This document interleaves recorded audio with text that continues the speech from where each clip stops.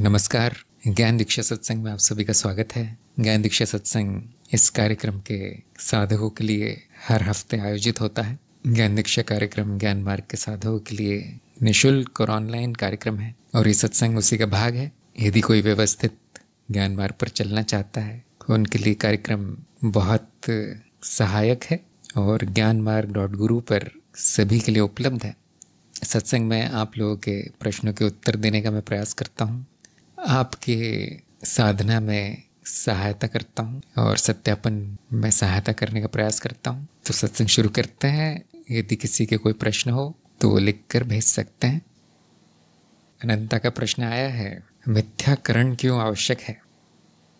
मिथ्याकरण वैज्ञानिक विधि का एक भाग है जिसमें किसी दावे का प्रमाण लेने का प्रयास किया जाता है और वो प्रयास उस दावे को मिथ्या साबित करके जानने का प्रयास है कि वो सत्य है भी या नहीं। कैसे जानेंगे? किसी ने कोई वाक्य बोल दिया, अब आप उसका सत्य कैसे जानेंगे? आप कोशिश करेंगे कि कोई बात इसके बारे में पता चले जिससे कि इसके मिथ्या साबित हो जाए, और यदि वो मिथ्या साबित हो जाता है तो वहाँ पर मामला समाप्त हो जाता है कि वो दावा झूठ था। और उसको अगर कोई मिथ्या साबित ना कर पाए तो उसको सत्य स्वीकार कर लिया जाता है। ये वैज्ञानिक विधि है और कोई ये भी कह सकता है कि न्यायशास्त्र की विधि है और हमने भी ये अपना ली है ज्ञान मार्ग में। मिथ्याकरण कहते हैं हम, अंग्रेजी में हम कहेंगे फॉल्सिफिकेशन। और बिना मिथ्याकरण के कोई विज्ञान नहीं है। अब बहुत से प्रश्न उठेंगे कि मिथ्याकरण क्यों, सत्यापन क्यों नहीं? क्योंकि अक्सर हम कहते हैं सत्यापन। अब आपको ज्ञान मार्ग के थोड़ा सा अंदर जाके देखना पड़ेगा कि यहाँ होता क्या है। और आप देखेंगे ज्ञान नकारात्मक होता है। जो भी धारणाएं, जो भी दावे, जो भी मान्यताएं बनाई गई हैं उनको सत्य नहीं साबित किया जा सकता, उनको मिथ्या साबित किया जा सकता है, झूठ साबित किया जा सकता है। सत्य क्या है ये हमेशा शंका के घेरे में रहेगा, लेकिन मिथ्या क्या है उसके बारे में कोई शंका नहीं होती। ऐसा क्यों है? इस बारे में सभी को मनन करके देखना चाहिए, तरह तरह के उदाहरण लेकर अपने जीवन से, अपने अनुभव से। ऐसा ही है, यदि कुछ सत्य है तो आज उसका आप सत्य कह सकते हैं, लेकिन हो सकता है कल कोई प्रमाण मिल जाए और वो मिथ्या साबित हो जाए। विज्ञान में यह बहुत होता है। आज एक सिद्धांत काम कर रहा है, उपयोगी है, और पता चलता है 10-12 साल बाद कोई और वैज्ञानिक आ जाता है, वो कहता है नहीं ये इतना अच्छा नहीं है, अब एक नया सिद्धांत आया है, अब एक नई खोज हुई है, अब हमारे पास नए उपकरण है, उनसे ये नई बात पता चली है। तो जिसको सत्य मानते आ रहे थे वो मिथ्या साबित हो जाता है। तो विज्ञान में सत्य क्या है उस पर 100% कभी निर्णय नहीं हो पाता। अगले दिन ही वो असत्य सिद्ध हो सकता है। लेकिन अगर कोई दावा, कोई सिद्धांत, कोई बात मिथ्या साबित हो जाती है तो वो 100% मिथ्या ही रहती है। अगली बार फिर से उसको मिथ्या साबित करने की जरूरत नहीं है। इस पर भी विचार कीजिए, ऐसा क्यों? अंत में मिथ्याकरण प्रभावी होता है, इसलिए उसका उपयोग किया जाता है। अगर कोई बात मिथ्या साबित ना हो पाए तो केवल यही माना जाता है कि हो सकता है ये सत्य है। ध्यान दीजिए, विज्ञान यही कहता है कि हो सकता है कि ऐसा हो। हमारे उपकरण, हमारे सूत्र, हमारा सिद्धांत ये कह रहा है हो सकता है सत्य हो। 100% कभी नहीं कहा जाएगा। यहाँ तक कि बहुत से वैज्ञानिक कहेंगे कि विज्ञान में कोई सत्य होता नहीं है। क्या उपयोगी है वो खोज लिया जाता है, उसका उपयोग कर लिया जाता है। और क्योंकि विज्ञान ज्ञान मार्ग की शाखा है, हमने भी ये विधि अपना ली है और हम जानते हैं ज्ञान नकारात्मक होता है, इसलिए यही विधि कार्य करती है। तो क्या ज्ञान मार्ग में क्या कभी सत्य नहीं मिलेगा? इसमें मतभेद हो सकता है, क्योंकि आप क्या देखते हैं कि ज्ञान मार्ग का जो मानदंड है परिवर्तनशीलता, उस पे एक भी चीज सत्य नहीं उतरती, एक भी नहीं, एक भी अनुभव सत्य नहीं होता। तो क्या ज्ञान मार्ग कहता है कि कुछ भी सत्य नहीं है? नहीं, वो कहता है एक है जिसका न सत्य साबित किया जा सकता है न उसको झूठ साबित किया जा सकता है, वो मैं स्वयं हूँ, अनुभव करता, साक्षी। और उसको सत्य मान लिया जाता है। और ये भी कहा जाता है, सबको आमंत्रण दिया जाता है कि हाँ सब लोग आ जाइए, बड़े बड़े ज्ञानी, बड़े बड़े वैज्ञानिक, बड़े बड़े पंडित, और अब अनुभवकर्ता को मिथ्या साबित कीजिए, मिथ्याकरण कीजिए। इसका सबको आमंत्रित किया जाता है कि बताइए इसमें क्या गलती है, अब क्यों मिथ्या है अनुभवकर्ता। और जिस दिन वो मिथ्या साबित हो गया, परिवर्तनशील साबित हो गया, उस दिन वो भी मिथ्या हो जाएगा, फिर नया सत्य ढूंढना पड़ेगा। शायद समझ में आ गया हो। और ये प्रश्न बहुत बार आता है क्योंकि लोगों की समझ में नहीं आता कि किसी बात को झूठ साबित करने में क्या फ़ायदा है, मेरा क्या फ़ायदा है इसमें सत्य सत्य तो पता नहीं चल रहा है, फिर क्या करें, झूठ साबित करेंगे। बड़ी विचित्र बात है।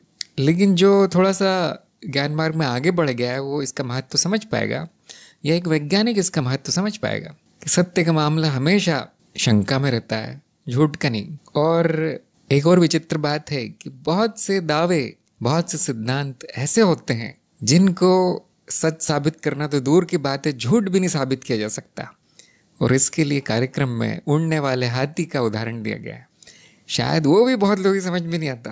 हाँ, वो तो झूठ है, मुझे पता है, लेकिन उसे झूठ भी नहीं साबित किया जा सकता। तो ऐसी धारणा जिसका मिथ्याकरण भी ना हो सके, वो विज्ञान और ज्ञान में पूरी तरह अनुपयोगी है। मिथ्याकरणीय होना चाहिए कोई भी दावा।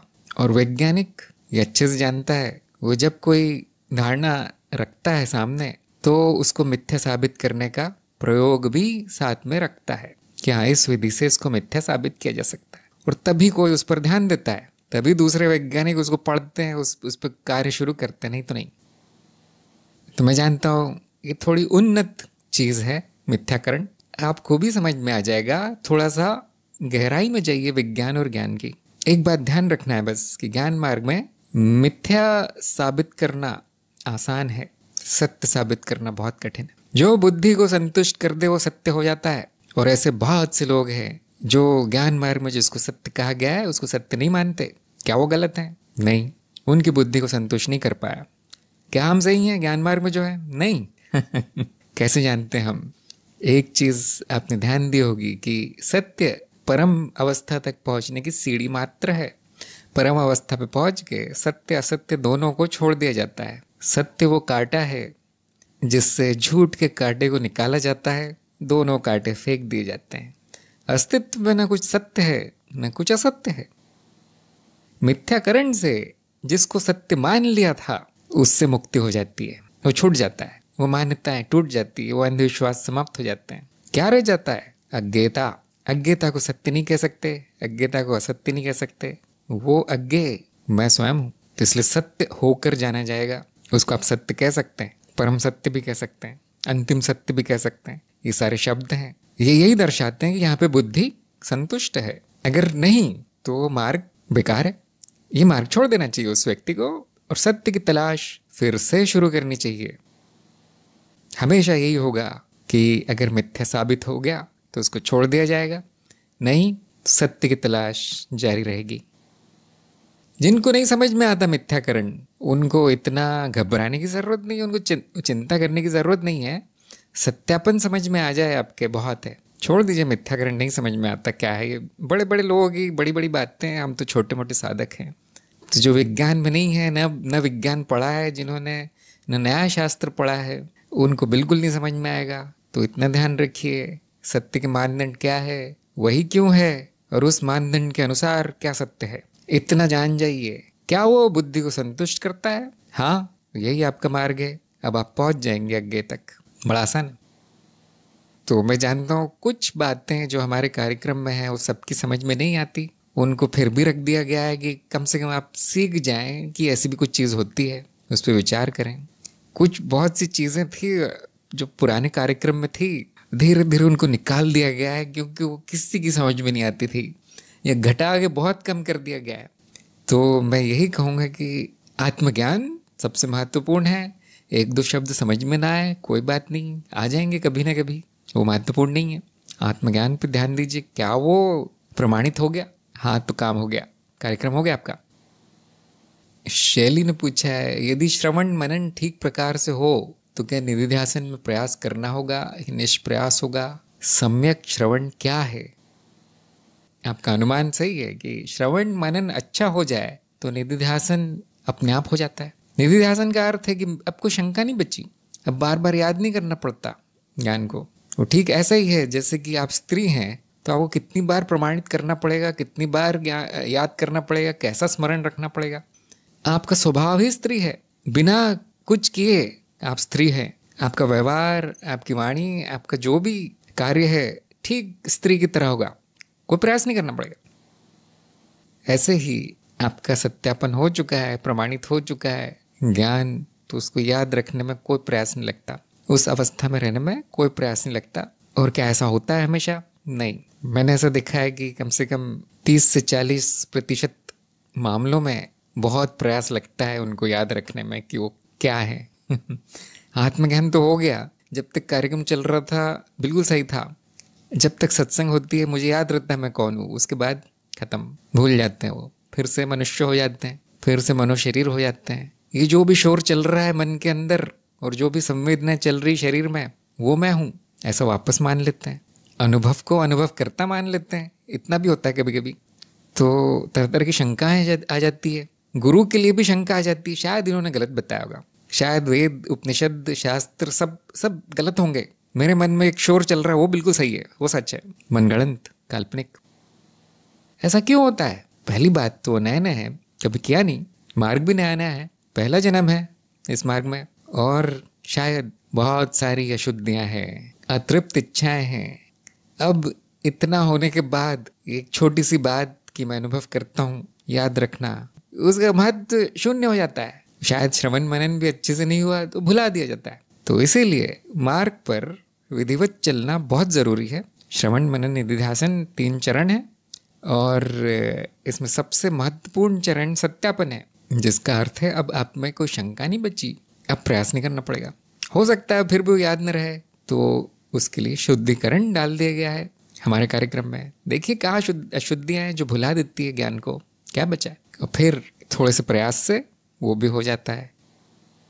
तो हाँ, यदि साधक में सारे गुण हैं, बहुत ज़्यादा अशुद्धियाँ नहीं हैं और उसने श्रवण अच्छा किया है, मनन अच्छा किया है, बुद्धि बहुत अच्छी है, शुद्ध है, तो आगे का जीवन प्रयासहीन होगा, कुछ भी नहीं करना है फिर। और भूल भी जाए तो भी कोई बहुत बड़ी बात नहीं है, जब ज़रूरत होती है तुरंत याद आएगा। शंका ना होना ज़रूरी है। सम्यक श्रवण क्या है? हमारे कार्यक्रम में ऐसा कुछ नहीं है, केवल श्रवण है, आपकी सुविधा के लिए उसको बहुत ज़्यादा जटिल नहीं बनाया गया है। आराम से सुनिए, शब्दों के अर्थ जानिए, अपने अनुभव में खोजिए, सत्यापन कीजिए। अगर आपने इधर उधर से कोई शब्द सुने हैं उनको छोड़ दीजिए, भूल जाइए, उससे आपकी उलझन बढ़ेगी, उससे अज्ञान बढ़ेगा।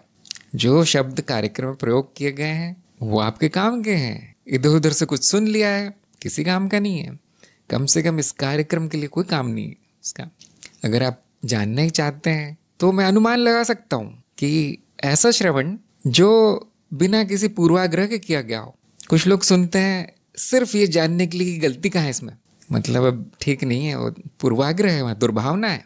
कुछ लोग सुनते हैं कि वो जो बोल रहे बिल्कुल सही है, आंख बंद करके अंधविश्वास, तो और बुरी बात है, तो अज्ञान बढ़ जाएगा उससे। तो शायद जो समान हो, जिसको सुनने से पहले कोई पूर्वाग्रह ना हो आपके मन में, उसके सत्य होने की आशा ना हो या उसके झूठ होने की आशंका ना हो, केवल सुन लिया जाए, वो सही श्रवण है। इसको हम हिंदी में कहेंगे खुले दिमाग से सुन लेना, सच हो तो सच होगा, झूठ है तो झूठ होगा। लक्ष्मी का प्रश्न है, व्यक्ति का चरित्र कैसा होना चाहिए? जो मिथ्या है उसका चरित्र भी मिथ्या होगा। ये बात ध्यान में रखते हुए व्यक्ति को स्वयं निर्धारित करना है कि मेरा चरित्र कैसा हो। जिस दिन कोई और आपका चरित्र निर्धारित करता है उस दिन आप उस आदमी के गुलाम हो जाते हैं। गुलामी है, कोई और बता रहा है तुम्हें कैसा रहना है, क्या करना है। तो स्वतंत्र व्यक्ति अपना चरित्र स्वयं निर्धारित करता है और वो इतना अच्छा होता है कि उसको कुछ बताने की ज़रूरत नहीं पड़ती। एक बात मैं आपको बता देता हूँ कि आपका चरित्र कैसा भी हो जाए, सोने से भी मड़ा हो, आप पे कीचड़ उछालने वाले मिल ही जाते हैं, किसी को नहीं पसंद आता हो आप कैसे हैं। इसलिए कैसा होना चाहिए ये चिंता छोड़ दीजिए, वो क्या आवश्यक है वो ध्यान रखिए कि मेरा चरित्र मैं किस प्रकार निर्धारित करूं। इतना बस ध्यान रखिए किसी को जानबूझ के परेशानी ना हो और आपको बिल्कुल ना हो परेशानी, और स्वतंत्र रहिए। आपको अपना चरित्र स्वयं निर्धारित करना है। और अक्सर जो आध्यात्मिक मार्गों पर है उनको इस चरित्र को लेकर कोई परेशानी नहीं होती, उनको पता होता है क्या होता है चरित्र। दूसरे लोगों को बहुत परेशानी होती है और हमें उनसे कोई मतलब नहीं है, कोई अर्थ नहीं है। ये अटल सत्य है कि सबको खुश नहीं किया जा सकता, आप कैसे भी हो जाएं। अगर आप 10% जनता को भी खुश करने अपने चरित्र से, आचरण से, तो आपको नोबेल प्राइज मिल जाएगा। ये मैं लिख के देता हूँ। आज जो खुश है आपसे, बहुत अच्छा है, बहुत अच्छा चरित्र है, महान चरित्र है। अगले दिन वो पत्थर लेके खड़ा है मारने के लिए। इसलिए दूसरों से ना पूछें, स्वयं निर्धारित करें। अगर आप खुश हैं और किसी को कोई नुकसान नहीं है, किसी की हानि नहीं हो रही है, तो वो बहुत अच्छा चरित्र है। ज्ञान मार्ग में कभी नहीं बताया जाएगा क्या करना है, क्योंकि यहाँ पर ये माना जाता है कि इतनी बुद्धि तो होगी व्यक्ति में, तभी तो ज्ञान हुआ है उसको। लक्ष्मी ने कहा प्रश्नोत्तर के प्रश्न है। हाँ, और शायद यही जानने के लिए प्रश्न पूछा गया होगा किसी से परीक्षा में कि वो साधक अभी तक जाना या नहीं, कि मुझे अपना सब कुछ, अपना जीवन स्वयं निर्धारित करना है। अगर अभी भी कहीं से रटे रटा है 2-4 शब्द लेके, हाँ ऐसा होना चाहिए, वैसा होना चाहिए, इस किताब में ये लिखा है, वो होना चाहिए, ऐसा अगर उत्तर आ गया तो फेल परीक्षा में। दीप्ति ने कहा है अद्वैत और अद्वैत अवस्था दोनों अलग हैं या समानार्थी शब्द हैं। अद्वैत का अर्थ है कि दो ना होना, और अद्वैत अवस्था का अर्थ है कि उस ज्ञान में स्थित रहना, है ना। तो अद्वैत शब्द जो है किसकी तरफ संकेत करता है? अनुभव और अनुभवकर्ता की एकता की तरफ। दोनों भेद नहीं है, एक ही है। अद्वैत अवस्था किस तरफ संकेत करती है? कि इस साधक की अवस्था ऐसी है कि उसको कोई भेद नहीं दिखता। अनुभव और अनुभवकर्ता में एकता दिखती है। इसके और भी नाम है, अनुभव क्रिया, ब्रह्म अवस्था, परम अवस्था, समाधि और पता नहीं क्या क्या। तो जब भी अवस्था लगा दिया जाए तो आप ध्यान रखिए कि वहाँ पर कोई मानसिक अवस्था है, चित्त की अवस्था की बात हो रही है या उस स्थिति की बात हो रही है। यहाँ पे स्थिति क्या है ऐसा बताया गया है जब अवस्था शब्द आ जाता है। तो वैसे हम बहुत कम उपयोग करते हैं अवस्था शब्द। स्वरचित्त ने पूछा है, साक्षी भाव का रस चित्त को अब मिल रहा है और चित्त उसको और पाने के लिए कोशिश में रहता है, पर चित्त जैसे शून्यता की ओर जानने की कोशिश करता है तो तुरंत कोई विचार उस शून्यता को भर देता है। क्या शून्यता में चित्त को कुछ देर तक के लिए रख सकते हैं? ये चित्त कभी भी उस रस को नहीं पा सकता। शून्यता का अर्थ है अस्तित्व स्वयं, तत्व स्वयं, और चित्त का तत्व शून्य ही है, पहले से ही है। अब आप क्यों पूछ रहे हैं कि चित्त को उस अवस्था में देर तक रख सकते हैं? नहीं, हमेशा के लिए शून्य ही है वो। शायद आपने शून्यता का अर्थ जाना नहीं है। शून्यता का अर्थ है कि हमने जो तत्व माना था वो नहीं है। हमारी धारणाओं के अनुसार हम तत्व ढूंढने जाते हैं, वो नहीं मिलता। न पदार्थ मिलता है, न कोई ऊर्जा मिलती है, न कोई शक्ति मिलती है, न कुछ भी नहीं मिलता। तत्व के नाम पे कुछ नहीं मिलता, खालीपन, फिर भी वो है, अर्थात वो मूलभूत है, अब इसके आगे नहीं मिलेगा, यही तत्व है। यह है शून्यता का अर्थ। निर्गुण होना, निर्गुणता। तो अनुभव का तत्व भी शून्य है, अनुभवकर्ता का तो शून्य है ही। अस्तित्व स्वयं शून्य है। कभी कभी ऐसा बोला जाता है कि अस्तित्व का तत्व शून्य है या अस्तित्व निर्गुण है, एक ही बात है। और चित्त क्या है? अनुभव मात्र है, वो भी शून्य है। क्या वहां कुछ है? देखकर बताइए। चित्त किस चीज का बना है? जब एक विचार आता है और चला जाता है तो उस विचार को बनाने वाली चीज क्या छूट जाती है पीछे? क्या छूटता है? परमांश ने कहा है पहले से ही शून्यता है, क्योंकि कुछ नहीं बचता है। जैसे हम स्वप्न देखते हैं तो स्वप्न देखने के बाद हमारे पास शून्यता बचती है। बिल्कुल सही, ऐसा ही उदाहरण दिया गया है। क्या स्वप्न में जो आप इमारतें देखते हैं, घर देखते हैं, सड़कें देखते हैं, स्वप्न खुलने के बाद क्या कंक्रीट के ढेर बचते हैं? वहाँ ईंट पत्थर बचती है आपकी तकिए के नीचे? क्या बचता है? शून्य से आया था, शून्य में चला जाता है। हर अनुभव ऐसा ही है। हाँ, कुछ नहीं बचता। ध्यान दीजिए, आपका चित्त भी ऐसा ही है, शून्य है। शायद आप कहना चाहते हो कि उसकी गतिविधि बंद क्यों नहीं हो जाती? वो आपका अज्ञान है। चित्त की गतिविधि ही चित्त है, और कुछ है नहीं वहाँ फिर। और इसको तकनीकी भाषा में हम कहते हैं चित्त वृत्ति ही चित्त है, वृत्ति के अलावा कुछ नहीं है चित्त। ऐसा नहीं कि चित्त एक चीज है जिसमें एक वृत्ति चल रही हो, कोई और वृत्ति चल रही हो, बहुत सारी वृत्तियां चल रही हो, ऐसा नहीं है। वो वृत्ति ही चित्त है। कितनी वृत्तियां हैं? हजारों। आप चाहते हो बंद हो जाए? यह अज्ञान है। शायद आप चाहते हैं एक दो क्यों नहीं बंद हो जाती जो मुझे परेशान करती है, वो ये भी अज्ञान है। बंद करने वाला चित्त ही है, बंद करवाना ही वृत्ति है। तो अभी मेरा सुझाव है, देखिए, स्वरचित्त को ये भूल जाइए, चित्त को भूल जाइए, वृत्तियों को भूल जाइए। आप अभी वहाँ तक पहुँचे नहीं हैं। आप मूल ज्ञान पर रहिए, शब्दों के अर्थ जानने का प्रयास कीजिए, शब्दों के अर्थ लिख के रखिए। मान लीजिए आप पहली कक्षा में हैं, अब आपको 10वीं कक्षा की बात नहीं बता समझाई जा सकती। पहली कक्षा शून्यता है, 10वीं कक्षा चित्त और उसकी वृत्ति है। आप पहली को पास नहीं कर पाए अभी तक।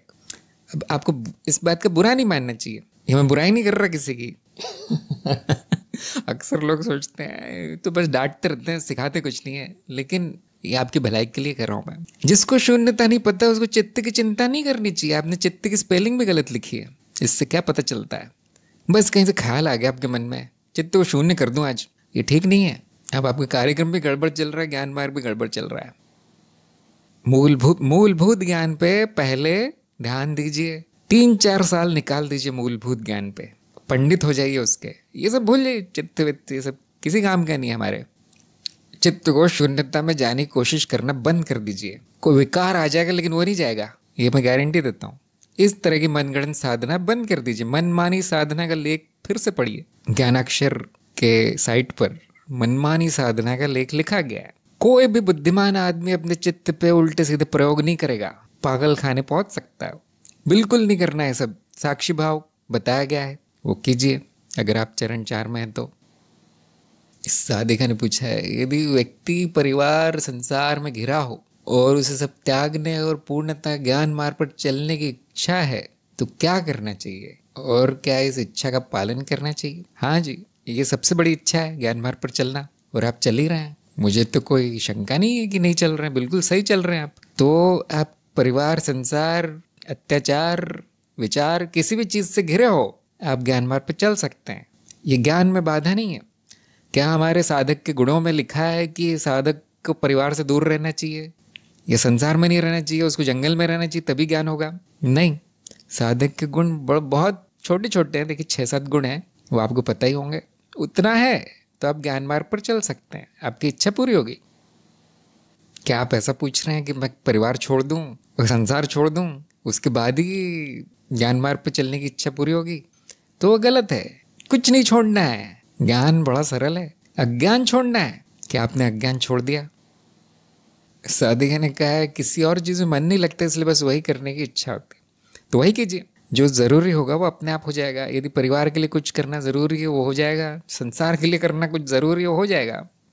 वो लोग आपको चैन से बैठने नहीं देंगे जब तक वो नहीं होता। तो जो ज़रूरी अपने आप होता है, आप अपने मार्ग पर चलते रहिए। अगर मन नहीं करता कुछ करने का, न परिवार के लिए न संसार के लिए, तो कोशिश कीजिए कि ना करना पड़े। अगर वो ज़रूरी नहीं है तो काम चल जाएगा, ज़रूरी है तो करना ही पड़ेगा, उससे नहीं बचा जा सकता। जिस दिन आप अपने पैरों पे खड़े हो गए, स्वतंत्र हो गए, उस दिन उनको भी नमस्ते बोल सकते हैं। सारे संसार को, सारे परिवार को नमस्ते बोल सकते हैं। और वो समय आने में थोड़ी देर है, तब तक जो ज़रूरी है वो करते रहिए, कुछ छोड़ना नहीं है। नहीं तो आगे मेरी गर्दन पकड़ लेंगे कि ये कैसा गुरु है, हमारी लड़की को घर से इन्होंने जाने को कह दिया, छोड़ के घर छोड़ने को कह दिया। तो ये बड़ा खतरनाक काम है। घर में रहिए, परिवार में रहिए, संसार में रहिए, जितना हो सके वो कार्य कीजिए, और बाकी समय में ज्ञान मार्ग कीजिए। ज्ञान मार्ग के लिए कोई समय नहीं लगता, ज्ञान एक बार में होता है, खत्म। मार्ग ही मार्ग है, कुछ और नहीं होता उसमें। आप कितना वीडियो देखेंगे, कितनी किताबें पढ़ेंगे, कितने सत्संग सुनेंगे, सब में एक ही बात दोहराई जाती है, एक ही बात, कुछ नया नहीं है। ज्ञान होने के बाद रोज नया ज्ञान नहीं आ जाता। समाचार नहीं है ये जो रोज नए आ जाते हैं। आपने देखो समाचार भी वैसे ही होते हैं, रोज वही बात होती है समाचार में।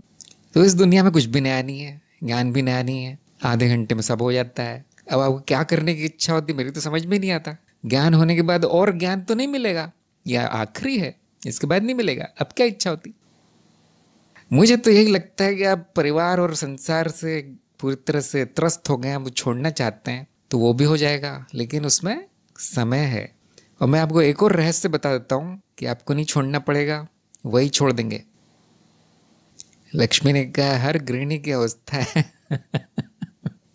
यह हर गृहिणी की अवस्था है। मैं जानता हूँ, हाँ, साधक वहाँ नहीं रह सकता जैसी स्थिति है बहुत लोगों की, और वो धीरे धीरे वहाँ से मुक्त हो जाएंगे, छूट जाएंगे। आपको थोड़ा सा धैर्य रखना है।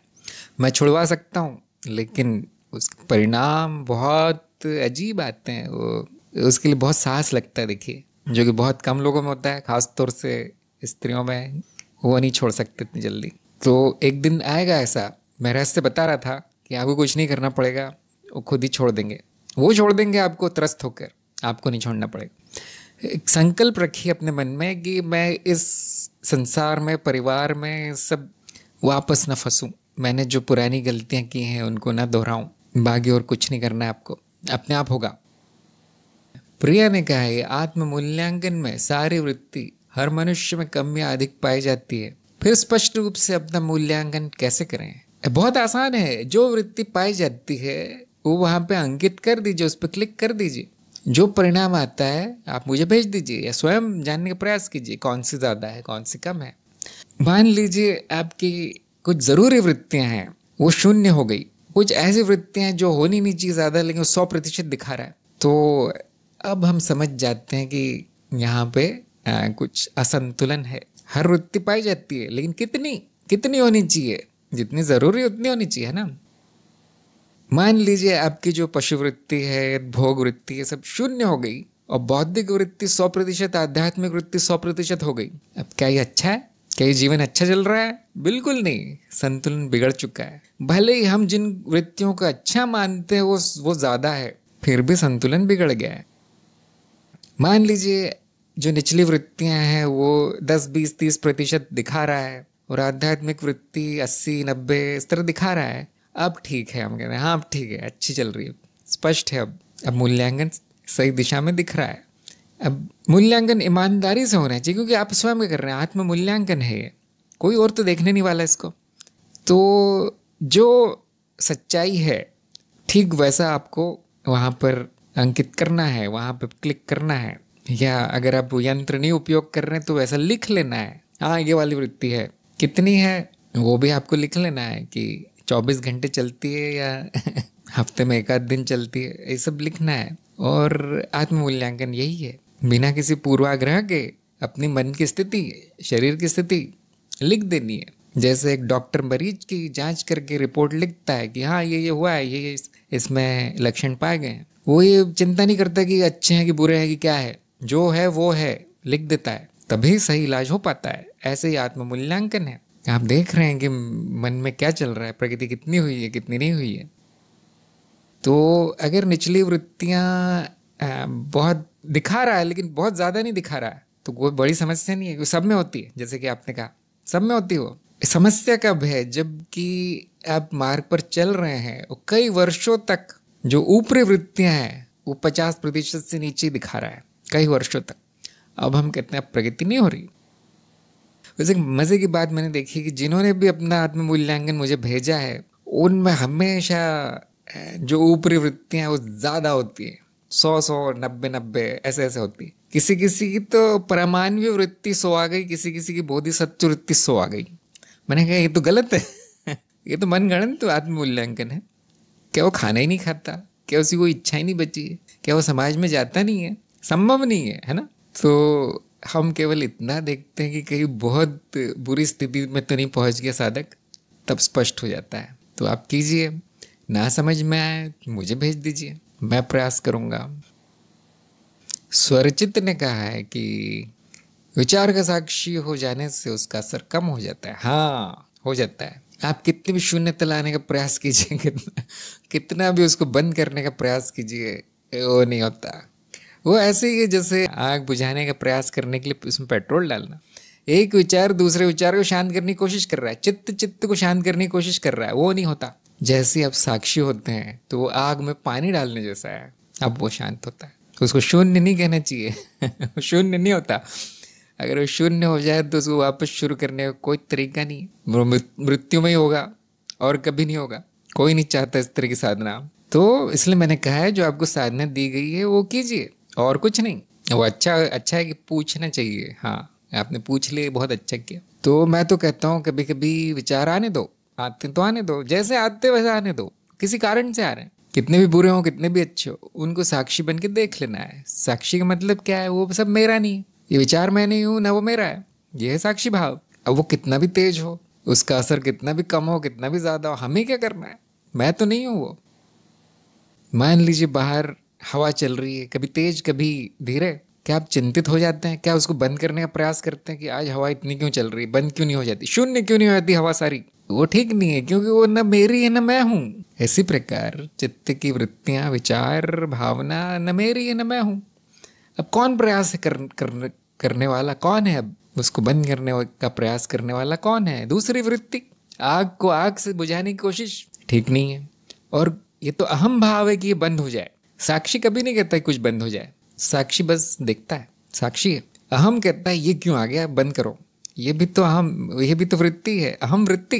कभी कभी वो वृत्ति खुश होगी, अरे साक्षी भाव आने से सारे विचार कम हो गया, असर कम हो गया, वो भी अहम ही है। कभी वो कहेगा मैं कितना भी साक्षी भाव में रहूं, ये विचार चलते रहते, मैं क्या करूं, ये भी अहम ही है। अब आपको इन सबसे ऊपर उठना है, वो ऊपर की अवस्था साक्षी भाव है। विचारों को कम करना, उनका असर कम करना साक्षी भाव नहीं है, मूर्खता है। वो कोई साधना नहीं होती, इस तरह कोई साधना नहीं है इस दुनिया में। इस साधिका ने पूछा है क्या आवश्यक है, इसकी सीमाएं कैसे निर्धारित करें, मूल इच्छाएं और अनावश्यक इच्छाएं कैसे स्पष्ट करें? बहुत आसान है, जो टाला नहीं जा सकता वो आवश्यक है। अभी कल परसों मैंने वीडियो भेजा है ज्ञान रतन में, आवश्यकता, मैं आपको भेज देता हूँ। इसमें बताया गया क्या आवश्यक है क्या नहीं, ये देख लीजिए। तो आवश्यक इच्छा क्या है? जो ना करें तो जीवन अस्त व्यस्त हो जाता है, तो जीवन नहीं चलता। सुचारू चलने के लिए जो ज़रूरी है वो बंद कर दी जाए, वो उस पर कर्म ना हो तो जीवन बुरा हो जाता है। वो इच्छा आवश्यक है। क्या मेरी आवश्यकता आपकी आवश्यकता होगी? क्या किसी और की आवश्यकता आपकी होगी? बिल्कुल नहीं, आपकी अपनी होगी। आपको स्वयं निर्धारित करना है मेरे लिए क्या आवश्यक है, दूसरों के लिए क्या आवश्यक है, वो निर्धारित करेंगे। अगर आपको समझ में नहीं आता क्या है तो उसको टाल कर देखिए, उसको हटा के देखिए, उस इच्छा पे कर्म, इच्छा पूर्ति बंद करके देखिए, नहीं करनी मुझे। परिणाम देखिए क्या होते हैं, बुरे होते हैं तो बहुत आवश्यक है। फिर जैसे खाना खाना आवश्यक है, दाल रोटी चावल सब्जी बहुत आवश्यक है, क्योंकि बंद किया तो जीवन नहीं चलेगा, है ना।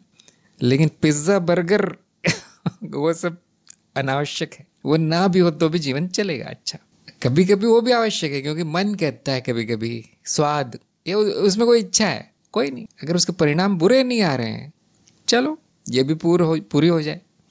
अब कोई मतलब बहुत ही नया नया साधक होगा जो कहेगा मुझे एक भी अनावश्यक चीज़ नहीं करनी, एक भी नहीं। कर लो कभी कभी, देखो क्या परिणाम आते हैं। हो सकता है वो आवश्यक हो सकता है वो पूरा ना करो तो ठीक, वो पूरा करने के लिए नया जन्म हो जाए, हो सकता है। तो परिणामों को देखते हुए निर्धारित कीजिए क्या आवश्यक है, क्या परिणाम आते हैं उसके। शैली ने पूछा है नाम दान के विषय में उत्सुक हूँ, मैं अनुभव करता हूँ और मेरा कोई कर्म नहीं, तो नाम का क्या प्रभाव है और किस पर है? क्या यह प्रारब्ध के नाश कर देता है और आध्यात्मिक प्रगति में सहायक है? नहीं, पूरी तरह से बेअसर है। आपका नाम कुछ भी हो, आप प्रगति कर सकते हैं। जिसकी नाम से आसक्ति हो गई है, मेरा है यही असली नाम है मेरा, जबकि किसी और ने रखा है, तो उस समय नाम बदलना उपयोगी होता है। और नाम हमेशा ऐसा रखा जाता है जो कि अनुभवकर्ता की तरफ इशारा करे। जैसे कि आपने कहा ना, मैं अनुभव करता हूँ, तो याद दिलाने में बड़ा सहायक होता है। देखिए यहाँ जितने लोगों के नाम रखे गए हैं, खासतौर से जिनके मैंने रखे हैं, हमेशा वो किसी न किसी ज्ञान की तरफ इशारा करते हैं। उनका एक अर्थ होता है जो उनको वापस साक्षी भाव में लाने की तरकीब है। तो ऐसा कुछ नहीं होगा। देखिए प्रारब्ध का नाश नहीं होगा अगर नाम बदल देने से प्रारब्ध का नाश हो जाता तो वाह क्या बात थी, कल से देव योनि शुरू, आज नाम बदलता हूँ मैं। ना आध्यात्मिक प्रगति में इतना सहायक है, वो आपके अहम भाव को कम करने में और आपके साक्षी भाव को लाने में सहायक है, उपाय है एक तरह का, लेकिन जरूरी नहीं है। शायद आपने लिखा था मुझे कि मुझे नाम चाहिए। कुछ लोगों को शौक भी होता है ना कि गुरु मुझे नाम दे, वो उनकी इच्छा होती है। और फिर गुरु का काम है इच्छा पूर्ति, साधक की हर इच्छा पूरी करने में गुरु जुटा है, तो इतनी छोटी सी क्यों नहीं करेगा। जरूर आपका भी नाम बदल देंगे, आप चिंता मत करें। वाणी ने कहा है क्या चरण 4 में आत्ममूल्यांकन कर सकते हो? हाँ जरूर कर सकते हैं, लेकिन आत्ममूल्यांकन 5 में किया जाए तो अच्छा है। उसका कारण है, हम तो चरण 2 में भी करवा सकते थे, चरण 2 वाले भी कर सकते हैं ना। आत्ममूल्यांकन में कोई नियम तो है नहीं, कोई कानून तो है नहीं कि जेल हो जाएगी आत्ममूल्यांकन कर लिया आज, तो ऐसा तो नहीं है, कभी भी कर सकते हैं आप। जो ज्ञान मार्ग में नहीं है, जो कार्यक्रम में नहीं है, वो भी कर सकते हैं, इसलिए उसको सबके लिए प्रकाशित कर दिया गया है। कोई भी जाके कर सकता है अपना, उसमें कौन सी बड़ी बात है। लेकिन क्यों रखा है उसको चरण 5 में? क्योंकि अभी करके फायदा नहीं है। जैसे आप साक्षी भाव की साधना करते हैं, आप में परिवर्तन आएंगे, थोड़ी सी अशुद्धियाँ सामने आएंगी, कभी बढ़ जाएंगी, कुछ भी हो सकता है ना। जो दमित है वो सामने आ जाएगा। तो जब हो जाता है तो आत्म मूल्यांकन करने से थोड़ा ज़्यादा लाभ है, बाकी तो आप कभी भी कर सकते। हमारे ने कहा मेरी वृत्ति ऐसी, किसी से भी मिलने या बात करने का मन नहीं होता, और नहीं मैं करती हूँ मार्ग में आने बात। कोई बात नहीं है, बहुत लोगों का ऐसा है, उसमें कोई बुराई नहीं है। जहाँ ज़रूरी है वहाँ बात हो जाएगी, जहाँ ज़रूरी है वहाँ मुलाकात हो जाएगी, जहाँ नहीं है छोड़ दो। अगर आपका प्रश्न है कि क्या वो ठीक है या गलत है, वो तो आप ही को निर्णय लेना। देखिए ज्ञान मार्ग में ये सब नहीं बताया जाता कि इससे बात करो, इतनी बात करो, उससे मिलो, उससे मत मिलो, ये छोटी छोटी चीज़ें नहीं बताई जाती। आप ब्रह्म है, खत्म ज्ञान मार्ग। दीप्ति ने कहा जो आवश्यक है वो स्वतः हो जाता है। हाँ, ये इसमें सोचना भी नहीं पड़ता आपको। अगर सोचना पड़ रहा है, बहुत कई दिन हो गए करूँ या नहीं, मतलब वो तो बेकार है, क्योंकि वो हो जाता। अगर आवश्यक होता तो सोचना ही नहीं पड़ता, उसमें अपने आप हो जाता। तो इसीलिए उसका एक और तरीका है कि उसको टाल के देखिए, 2-3 दिन अगर आप टाल सकते हैं तो आवश्यक है तो उसी समय करना पड़ेगा, लेकिन आगे बढ़ा सकते तो बढ़ा दीजिए। आप देखेंगे वो अपने आप स्थिति बदल जाती, कुछ और हो जाता है, चला जाता है। वो इच्छा है तो इच्छा गायब हो जाती, कोई दूसरी इच्छा आ जाती। इस तरह से काफ़ी सारा कर्म टाला जा सकता है, आवश्यक को नहीं टाला जा सकता, उसके बहुत बुरे परिणाम आते हैं। अवाणी ने कहा बाहर की दुनिया से कट जाने से बहुत शांति है। तो मुझे बहुत खुशी हुई जान के कि आपके मन में शांति है। एक और बात ध्यान रखिए, असली शांति वो है जो आप दुनिया में रहे, कहीं भी रहे, जंगल में रहे तो भी नहीं चाहती, वो शांति आप स्वयं है। इसको शांति ना मान ले। कब तक कटेंगे दुनिया से? जिस दिन दुनिया के सामने आ गए उस दिन वो चली जाएगी शांति। इसलिए इस तरह की निर्भर वाली शांति आपका लक्ष्य नहीं है। परम शांति जो आप स्वयं है। फिर बाहर युद्ध हो रहा है या जो भी हो रहा है, दुनिया का तमाशा जो होता है, उसमें भी आप आनंद में हैं, तो हम कहेंगे हाँ ये सही स्थिति है। और मैं सच बता रहा हूँ कि ये सब आदर्श बातें हैं, किताबी बातें हैं, ये सब होता नहीं है। जो होता है वो बिल्कुल सही होता है। मैंने देखा है, जहाँ अशांत होना है मन को, अशांति हो जाएगा। जो करना है उसे वो कर देगा, बिल्कुल सही होता है वो। इसलिए लक्ष्यहीनता लक्ष्य है, ना कि शांति। जिस तरह की शांति की आप बात कर रहे हैं वो अस्थाई है, कि वो ऐसा ही है कि घर के बाहर आग लगी, ले मैं तो घर में हूँ, मुझे दिख नहीं रहा कुछ, सब तो जल रहा है। कितने दिन बचेगा दुनिया से व्यक्ति, कितने दिन बचेगा? एक दिन हमारी सत्संग में मैंने उदाहरण दिया था कि आप जहाँ भी चले जाओ, किसी भी रास्ते पे चले जाओ, धूल ही धूल है, धूल भी है और कचरा भी है। आजकल तो प्रदूषण हर जगह। तो क्या आप वो सारे रास्ते साफ करने लग जाते हैं? क्या आप उन रास्ते पे चलना बंद कर देते हैं? नहीं, वो बहुत कठिन है, वो होगा नहीं। आप साफ करेंगे आज, जो कल फिर से धूल हो जाएगी, मिट्टी हो जाएगी उसमें, और आपके पैरों में लग जाएगी, पैर गंदे हो जाएंगे। तो आप क्या करते हैं? जूते पहन लेते हैं। अब थोड़ी बहुत धूल हो, कचरा हो, कोई बात नहीं, गीला हो, कीचड़ हो, आराम से चलते हैं। क्यों? अब आपने स्वयं को इस काबिल बना लिया है कि कुछ भी हो, बाहर कुछ भी चल रहा हो, आपके पैर साफ हैं। इसी प्रकार दुनिया में कुछ भी चल रहा हो, अब तो दुनिया के बीच में जाके डाल दिया जाए और फिर भी आप शांत और आनंद है, और जो कर्म होना है वो हो रहा है बिल्कुल वैसा जैसा होना चाहिए, तो वो सही स्थिति है, वो जूते पहनने वाली स्थिति है। बाकी आप सड़क कितना भी साफ कर दीजिए, उसका कोई परिणाम नहीं आता। अब यहाँ पे व्यवहारिकता वाली बात भी आ जाती है। क्या ज़बरदस्ती दुनिया में जाके घुस जाऊँ मैं उनके कोलाहल में? नहीं अभी छोड़। आप जितना हो सके उनसे, उस दुनिया से जो आपको पसंद नहीं है। एक दुनिया वो होती है जो पसंद होती है, एक दुनिया वो जो नहीं है, तो जो आपको पसंद नहीं है, जितना हो सके दूरी बनाए रखिए। ज़रूरी नहीं है कि हाँ इन्होंने तो कह दिया था जूते पहन लो फिर चले जाओ। नहीं, जूते पहन के भी घर में बैठो आराम से, ज़रूरी नहीं तो नहीं जाना है। लेकिन आपको स्वयं में परिवर्तन लाना है, ना कि कहीं से भागना है। जितना हो सके आप दूर रहिए, हाँ, लेकिन उसको अंतिम लक्ष्य नहीं बनाना है। त्याग और भाग बहुत फर्क है ना। भाग जाना और त्याग बहुत फर्क है। विरक्ति वो अवस्था है जिसमें कि सब कुछ हो तो भी ठीक है, ना हो तो भी ठीक है। अगर अवस्था ऐसी है कि मुझे यहाँ से भी भाग जाना है, यहाँ से भी कट जाना है, ये तो बिल्कुल नहीं चाहिए, ठीक यही होना चाहिए, एक बात मुझे पसंद है वही होनी चाहिए हमेशा। अभी विरक्ति नहीं, ये आसक्ति है, और बहुत बुरी तरह की आसक्ति, क्योंकि इसको आपने आध्यात्मिक रंग दे दिया है, आपके मन ने कह दिया है, उस पर ठप्पा लगा दिया है कि ये सबसे अच्छी चीज़ है, यही आध्यात्मिक लोग करते हैं। अब वो सांसारिक व्यक्ति से भी बुरी आसक्ति हो गई, क्योंकि सांसारिक व्यक्ति की आसक्ति कम से कम ईमानदारी की होती है। क्या उसको ये पसंद है, आपको और कुछ नहीं झेल सकता हो, बाकी सबसे कट जाता है। लेकिन जो आध्यात्मिक आसक्ति है उसका कोई इलाज नहीं है, उसको विरक्ति समझ लिया गया है, अब कुछ नहीं हो सकता। शायद आप भी थे उस दिन, खाने की कुछ बात कर रहे थे, स्वादिष्ट खाने से कैसे पीछा छुड़ाऊं, मुझे सपने में भी दिख रहा। कौन था वो, किसकी समस्या थी स्वादिष्ट खाना? तो देखिए वो भी आपके मन में भावना आ गई कि स्वादिष्ट खाना बुरा होता है, कहीं से भावना आ गई, जो कि ठीक नहीं है, बहुत अच्छा होता है। हाँ, उसी के पीछे भागते रहना बुरा होता है। मिल जाए तो बहुत अच्छा है, पार्टी उस दिन आनंद उठाइए, ना मिले शांति, ये है विरक्ति। कुछ लोग जबरदस्ती विरक्ति लाने की कोशिश कर रहे हैं, वो कृपया ना करें, क्योंकि वो पागल खाने का रास्ता है। विरक्ति लाई नहीं जाती, विरक्ति हो जाती है, वो किया नहीं जा सकता। और हाँ, इस तरह से भाग के काट के जबरदस्ती बिल्कुल नहीं होगा। एक और विरक्ति, क्योंकि अभी आज प्रश्न आया था चित्त को शून्य करने का। जब मन में कोई भी विचार हो, भावना हो, आपके यहाँ हो रहा है, ये हो रहा है, ना हो आपके यहाँ कुछ नहीं हो रहा है, आप इस तरह की मानसिक अवस्थाओं से भी विरक्ति हो जाए, वो असली शांति है, वो बेहतर स्थिति है उससे जिसमें कि बड़ा संघर्ष चल रहा है, कुछ कर देने का, चित्त में तोड़फोड़।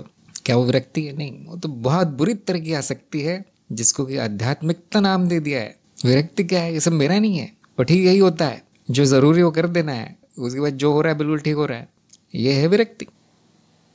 क्या चाहिए इसके लिए? कौन सी साधना चाहिए? कौन सा मंत्र चाहिए? कौन सा खाना चाहिए? या कौन सा बड़ा ज्ञान चाहिए? इसके लिए तो ज्ञान भी नहीं चाहिए ज़्यादा, थोड़ी सी बुद्धि, काम हो गया। दीप्ति ने कहा है कि अभी लोगों से मिलना जुलना, ज़्यादा बात करना, घूमना फिरना अच्छा नहीं लगता। कई बार लगता है कि जीवन में बहुत आलस आ गया है। अभी प्रगति आलस में निश्चित नहीं कर पाती। तो पहली बात तो बधाई हो, आप में कुछ गुण आ गए हैं साधकों के। साधक किसी से नहीं मिलता, किसी से बात नहीं करता, घूमना फिरना दूर की बात है, वो अकेले ज़रूर घूमेगा लेकिन बाकी कुछ नहीं करता, तो ये प्रगति है। अब कैसे जाने की आलस है? आलस की एक विशेषता है कि आलस में खुशी नहीं होती, ये चिंता होती है, मुझे नहीं करना, लेकिन मैं जानता हूँ कि ये नहीं किया तो बहुत बुरा होगा। यह है आलस, एक नकारात्मक होता है वो, उसमें अच्छी भावना नहीं होती, खुशी नहीं होती। जबकि त्याग, कि ये नहीं करना पड़ेगा मुझे आज से, इस बड़ा हल्का फुल्का मन होता है वो, उसमें शांति होती है, उसमें आनंद होता है। वो जैसे मन में विचार आता है कि हाँ ये चीज़ मुझे अब नहीं करनी है, छुट्टी, मुक्ति, घूमने फिरने से, मिलने जुलने से, तो आपके चेहरे पे मुस्कान आएगी। आलसी व्यक्ति खुश नहीं रह सकता, क्योंकि उसको चिंता है वो जानता है कि ये नहीं हुआ तो कुछ बुरा होने वाला है। तो बड़ा आसान है। और कभी कभी आलस आ भी गया तो कौन सी बुरी बात है? नहीं करना मुझे आज मुझे आराम करना, आज मुझे केवल सोना है, छुट्टी आज। क्या ये बुरा है? ये भी ठीक है, ये भी अच्छा है। गधे की तरह रोज काम करते रहना, गधे की तरह हर किसी से मिल लेना, मजबूरी में बात कर लेना, क्या ये अच्छा है? उससे तो आलस अच्छा है। तो देखिए, जैसे मैंने कहा कि साधक थोड़ा पागल होता है, वो आप लोग भी हो रहे हैं, धीरे धीरे हो जाएंगे, चिंता मत कीजिए। जहाँ जो ज़रूरी है वो अच्छा है, भले वो झूठ हो, भले आलस हो, ऐसा हो वैसा हो, कुछ बुराई नहीं है। तो यहाँ पे हम आज की सत्संग समाप्त करते हैं। फिर से मैं याद दिलाना चाहता हूँ, ज्ञान मार्ग की सत्संग है, ज्ञान मार्ग के प्रश्न लेकर आइए, उससे सभी को सुविधा होगी, आपका कार्यक्रम जल्दी ख़त्म होगा और मेरी भी छुट्टी हो जाएगी। तो सभी का सत्संग में आने के लिए बहुत बहुत धन्यवाद।